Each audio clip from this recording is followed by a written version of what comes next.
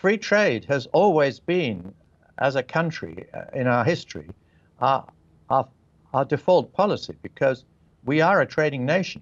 And I think, therefore, that the position we're in is one that we're used to in our history, and is our natural position, that we are going to get rid of all these barriers that the EU has put between us and the rest of the world. I mean, that is such an opportunity to recreate the economy the way it really should have been all along. I want to ask you about Boris Johnson's plan to end free movement and introduce this so-called Australian points-based immigration system, and the suggestion that that may indeed reduce economic growth. No, I think this is nonsense. The fact is that this is a pro-skilled skilled worker immigration system that will get us the skills we need from around the world and stop the free inflow of unskilled workers who have cost us a lot of money because they claim benefits here from the taxpayer and have paid very little tax.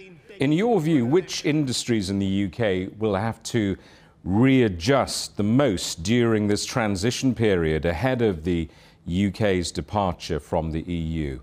Well, the thing is, Jamie, you can tell from the squeals coming from the CBI that they don't like the idea of free trade because they've got used to protection. And the EU protects its big industries, which are manufacturing and food, quite heavily, with, we estimate, about 20% equivalent trade barriers that put up prices by about that amount. So those industries in the UK will have to become more productive in order to compete internationally, you know, with world producers who will sell here at world prices. And so obviously for them, there will be adjustment and they will have to raise productivity, but they can easily do it. I mean, our farming sector is incredibly efficient, and so is our manufacturing sector.